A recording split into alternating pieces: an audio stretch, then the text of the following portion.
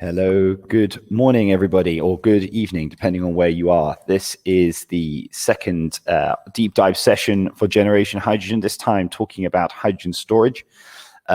Francois, can you hear me? Are you with us today? I think I'll give it in 2 seconds, but while we're waiting, just for those who didn't catch the previous deep dive, my name is Christopher Jackson. I am the CEO of a UK green hydrogen company called Proteum, chair of the UK's Hydrogen and Fuel Cell Trade Association, and the co-host of the Everything About Hydrogen podcast. I am absolutely delighted to have with me on this second deep dive of Wednesday for Generation Hydrogen, Professor Francois Aguey-Zinsou from the MERLin group within the University of New South Wales. Professor Francois is going to talk a little bit today about solid-state hydrogen storage and about the work that his university have been doing in that sector. It's obviously a very exciting and hot space, and we're looking forward to getting his views and perspectives. I think we're having a few small technical difficulties, if you can probably see, because Francois' charming face is not yet up on the screen, but hopefully once Francois can unlock his video and his mic, then we'll be able to get started. So Francois, if you can hear me, if you can try the video and you can try unmuting your mic, that would be great. But it looks like the mic should be working. The mic now. is off. Perfect. I think we're looking, it's moving in the right direction. Not sure why the video is not working. Fantastic. Look at that. And now everyone can see your charming face. It's much better. Excellent. Anyway. Well, look, it's a good evening. I think it's probably the right thing to say. As I should have said, probably with Steve G'day, 2 back-to-back Australians for this discussion. So look, we obviously delighted to have you here on Generation Hydrogen, doing a deep dive on hydrogen storage. I'm going to start with a nice, easy question for you, as you're wrapping up your evening. So my opening question is, why are we even talking about the topic of hydrogen storage? Why is storing hydrogen so hard? Well, hydrogen has a very high energy density per weight, but a very low energy density per volume. This means that the typical example, if you want to run a fuel cell vehicle, you need to carry about 5 kilograms of hydrogen. That's a balloon of 5 meters in diameter. So obviously, we don't want to have cars running with balloons behind them. First, because they take a fair bit of space, and second, having a hydrogen balloon inflated of 5 meters of diameter may be a safety risk. So the key thing then is, how can you store hydrogen in a very compact form? And this is why it's important to be able to develop technology to store hydrogen in a compact form, but also safely. So, I mean, obviously, compact is helpful. Safety is obviously critically important. But, I guess, why is storage an important part of the energy story anyway, right? I mean, why don't we just think about hydrogen the same way we do with natural gas? We just put it into the pipeline and we let the network deal with it. Why is storage such a relevant part of thinking about the hydrogen role in the energy transition? Well, you can always put the hydrogen in a gas pipeline. But let's say here we are in Australia. We have plenty of renewable energy.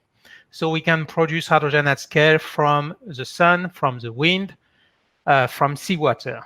How do we ship that renewable energy to Europe, for example? We can build large pipeline going across the sea. That's going to be an expensive exercise. Or you can develop very advanced hydrogen storage technologies. So you can store this hydrogen in a very compact fashion and transport it and send it to Europe. And then if I come back to the example of a fuel cell vehicle, you are not going to use large gas pipeline. You are going to use a hydrogen compress, which is the current technology. And ideally, you want to replace the 700 bar hydrogen by something that is safer, just in case there is a rupture.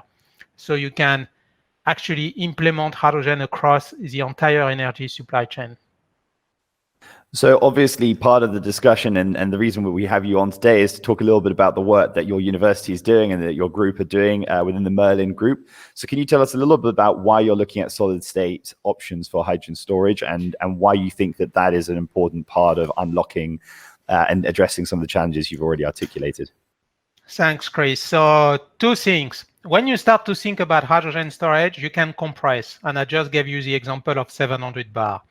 And typically, if you want to compress more, This means that you will need to develop materials that can take much more mechanical strength, so thicker walls of the storage vessel and that are heavier. So this means that more or less the sweet point now is 700 bar. We cannot compress hydrogen more. It is not going to bring more energy density per weight or volume. You can liquefy minus 250 degrees C, but as you know, when you liquefy, you need to put that in a vessel, and you need to also to have a small vent on the vessel. So because the surrounding temperature is not minus 250 degrees C, otherwise we are going to be frozen and dead.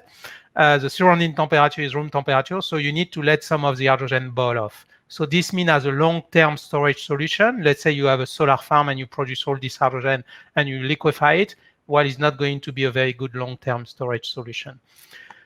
Where materials are interesting in solid-state storage is you can store more per volume as compared to liquefied or compressed hydrogen. So you can store 2 times more per volume compared to liquefied hydrogen and 4 times more compared to compressed hydrogen at 700 bar. And the reason for that is scientific. Typically, if you take some hydrogen molecule, you can bring them to a certain distance close to each other in the gas form until they start repelling from each other. When you put them in a material, you can bring the hydrogen atoms closer to each other. But the downside of it is we don't store hydrogen as a gas anymore. We store hydrogen as a material, as a solid material. And this means now you carry a material that's a hydrogen, so you are heavier than the hydrogen molecule. So the key things in enabling hydrogen storage through solid-state technology is using existing material, mainly for stationary application, because they are heavy, it doesn't matter, and then develop new generation of material that are lighter and can store more hydrogen per weight.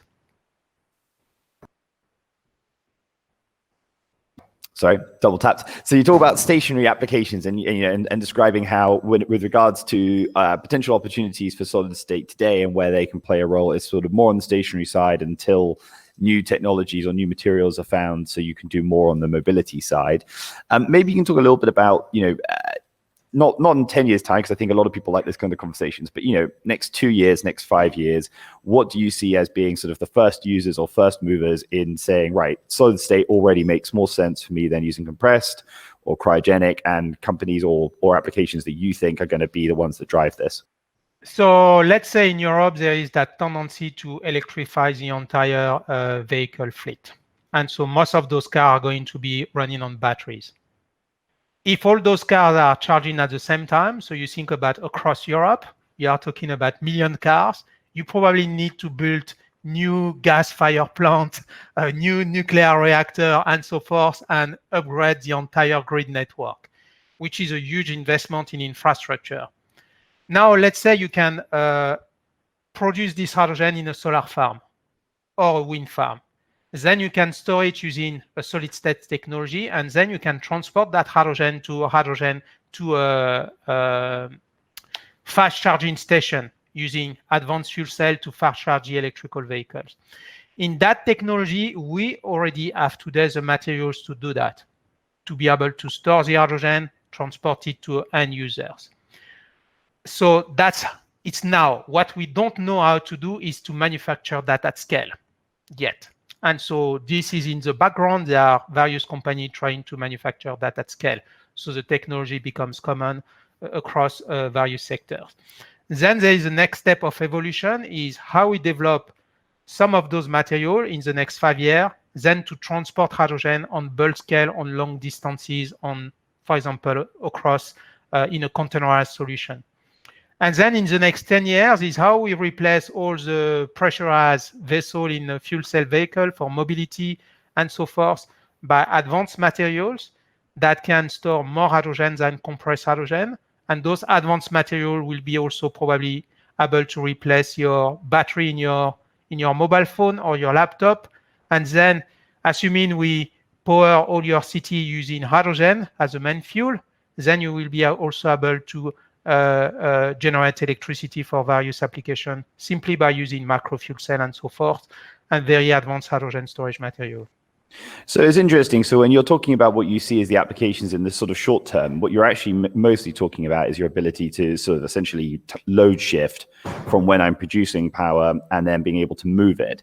But you're mostly talking about applications where you're moving hydrogen. So what I want to try and do is give our listeners a little bit of a tangible sense of what that means, because I think it's very difficult in the abstract to understand solid state. So if I wanted to move a ton of hydrogen, I need a Class 8 truck with a pressurized container at 500 bar atmosphere, right? That's kind of roughly the scale. And if I want to move the same volume with liquid hydrogen, I can do 3.5 tons, right? So people can imagine that's a 44-ton truck.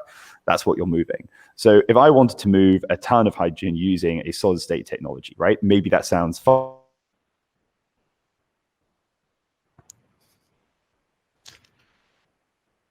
It's breaking. You know, what does that look like? So if you want to move a ton of hydrogen, that's typically 2 20-foot containers that will carry each 500 kilograms of hydrogen. And what you will move is a solid material that contains some hydrogen. Right. Okay. And then that portion of hydrogen. So if I'm if for people who know others, so if I talk about liquid organic hydrogen carriers, so companies like Hydrogenius or Chiyoda, I think it's about 8% by volume, right? So if I have a ton of liquid, 8% of that is hydrogen. Ballpark, how much of a container might have, with solid state hydrogen in it? So typically a material will store, with existing material, will store about 2% in weight. So 2% of the material in weight is hydrogen. So obviously it's lower than liquid organic carrier, but you store more per volume. So you have a smaller footprint. And what you have to keep in mind is that those materials can do 10,000 cycles to 20,000 cycles, depending on how they are designed. A liquid organic carrier, I'm not going to put numbers there to upset anybody, but we'll be able to do much less cycle. And so at the end of the day, it's really about what is the most economic solution to deliver hydrogen to a point of use. And obviously in the market, there will be different solutions for different use. So it's not just one technology fits all. No, it's good. Well, look, I think one of the things that's amazing is how much incredible research work is coming out of academia around things like solid state hydrogen storage, around things like different applications and their uses for hydrogen.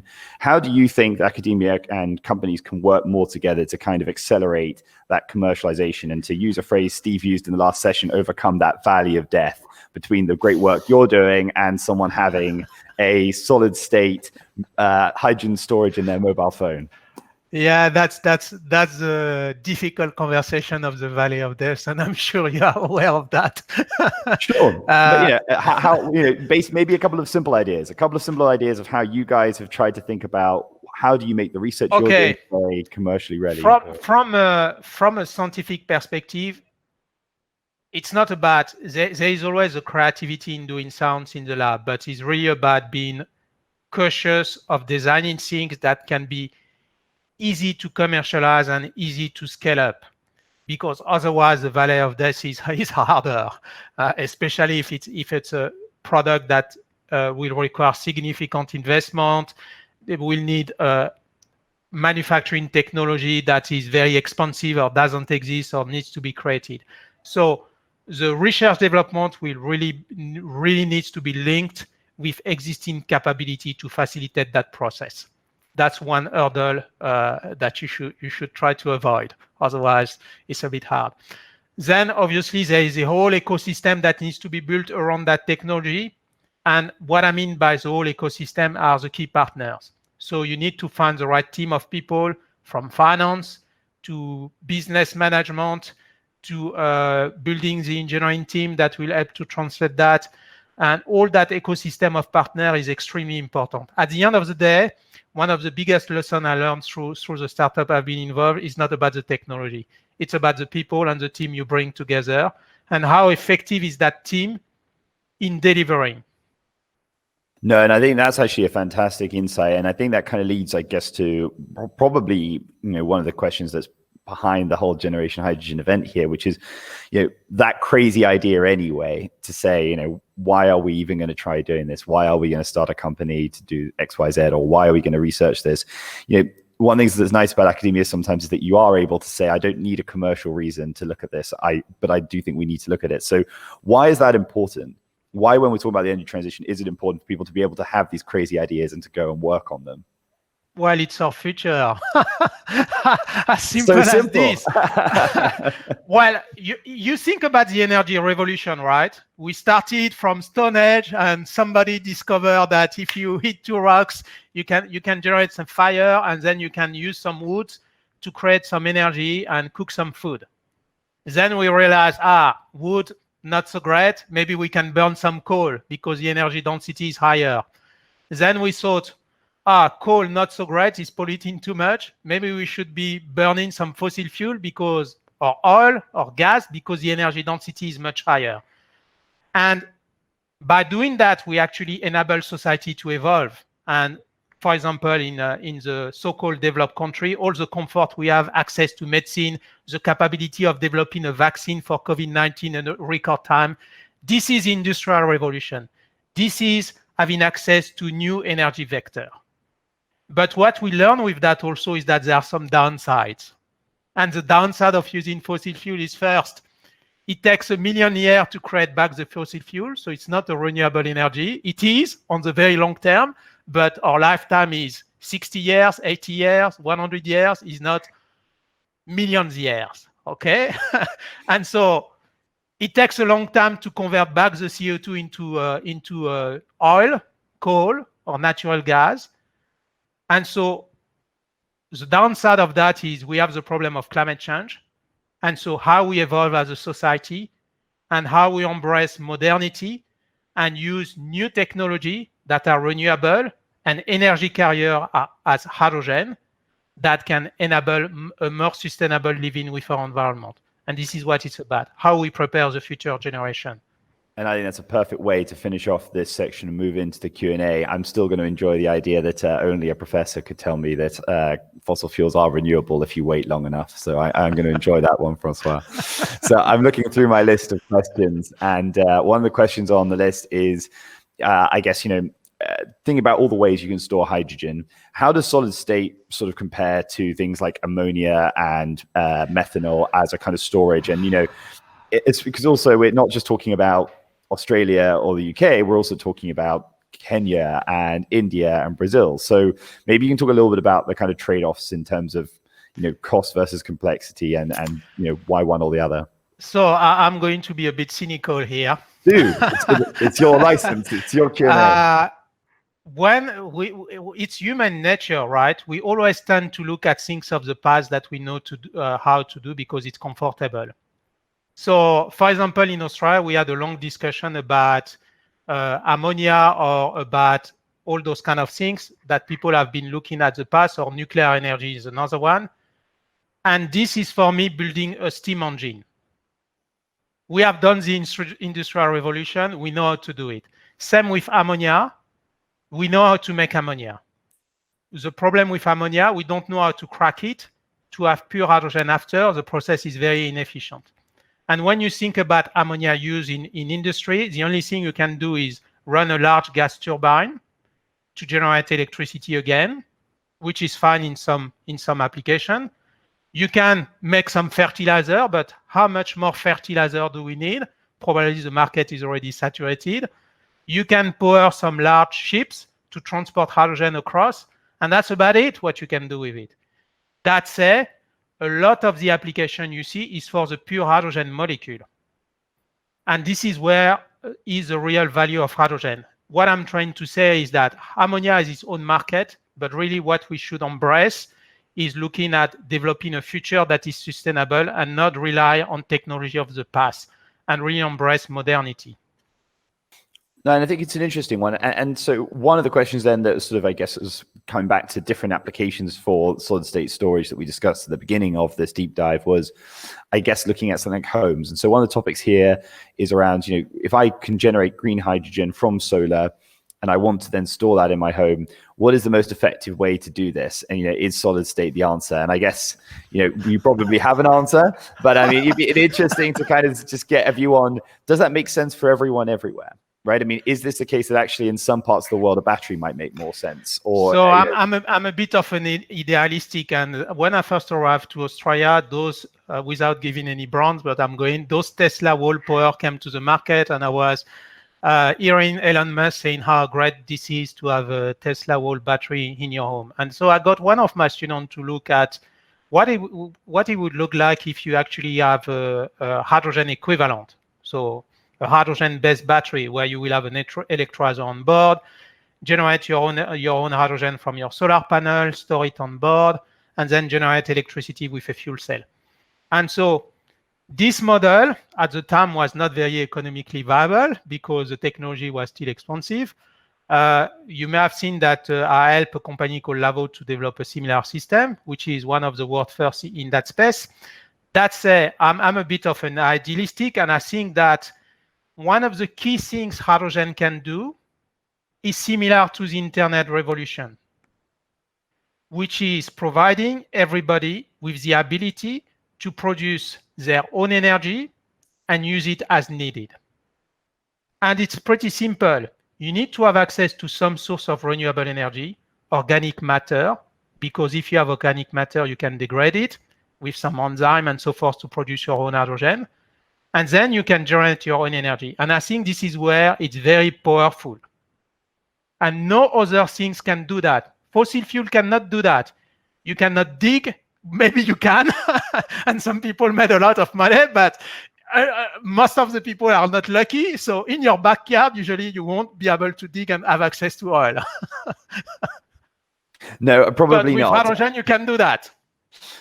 Well, yeah, I mean, I guess that's, yeah, I'm going to move away from the idea of hydrogen as a backyard oil source. But yes, so I think, moving into, there's obviously a lot of younger engineers that are listening to this session, and quite a few of them are curious to understand a little bit about the materials that you're actually working with, right? So can you actually talk a little bit about, some of the metals, rare earths, and some of the, things that you're doing in terms of material science with solid state storage? What are the most promising ones, and how does that all work? So I'm going to give you an example. There are plenty of material, but I'm going to give you an example on which my group has been working for many, many years. One of the things we look at when we develop technology is to develop technology that rely on abundant elements. We don't want to develop technology that rely on elements that are not abundant, otherwise there is no point. Because then we can't provide the technology for everybody on the planet. It will be limited to a few wealthy people.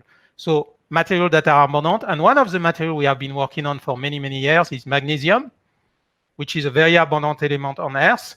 And magnesium can store a lot of hydrogen, 7% of its own weight in hydrogen. The key problem with magnesium is that to be able to store hydrogen, so uptake the hydrogen and release the hydrogen from magnesium, you need 400 degrees C. And the question is, how do we do that at ambient temperature? But I mean, I guess that's one of the things that's probably quite interesting to explain to people, the actual mechanisms behind solid state itself, right? Because you're talking about temperature.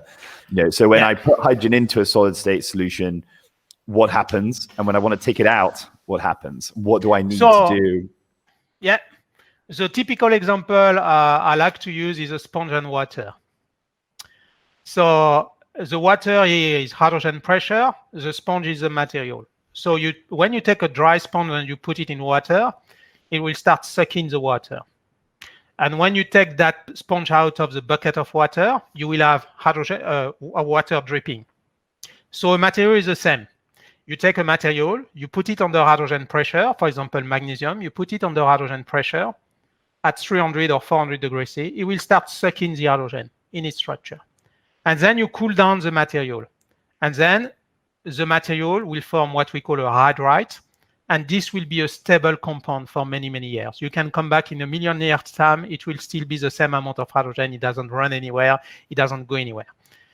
To release the hydrogen from the material, it's pretty simple. You need to decrease the pressure. And under a certain threshold, the material is automatically going to release its hydrogen until there is no more hydrogen in the material. So the technology is actually extremely simple. Obviously, the science behind to tailor the material to do what you want to do from an energy engineering perspective is much more complex.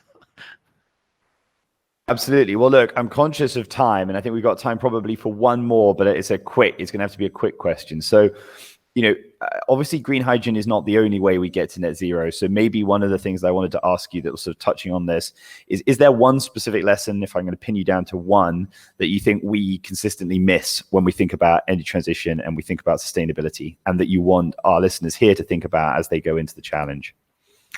Well, there are a clear, we need to transition. So if the hydrogen comes from natural gas or coal as a transition, it's not a major issue, but for sure we need to transition. And then the question is how we develop better technology for enabling this green hydrogen transition. What are those new technology? There are plenty of ideas that are needed, plenty of engineering problem that needs to be solved, from electrolyzer to fuel cell or new type of electrolyzers that nobody never thought of before. It's open for imagination. Or in the way we use hydrogen in our daily life. Is there a new way of using hydrogen? The typical example I like is when Edison built the first electrical power station in New York. The only thing you could light up are light bulbs. And so obviously he needed to make some money, right? So some tools needed to be invented to use that electricity. And so this is why we have Hoovers now. We have air dryers that use electricity, toasters that use electricity, ovens that use electricity. They're all new words to reinvent that could use hydrogen. And indeed, and finishing on the Edison one, because we're coming full circle to those who are on the first deep dive, the first ever power station by Edison was 2% electrically efficient. So don't let anyone tell you efficiency is a reason why you don't support a new technology in energy transition. So, Professor Francois, thank you very much for your time. I really appreciate getting your perspective on opportunities for solid state and also on how our listeners can think about the energy transition. I'm being reliably informed by the Enapta team that the challenge pitches are coming up in the next session. So good luck to everybody who is participating in those challenge pitches and everyone who's listening to those. I'm going to wrap up this second deep dive on the role of hydrogen and storage. Big thank you again to all of our listeners and to the team at Enapta for hosting this discussion. And again, a big thank you to Professor Francois for joining us. Thank you, everybody.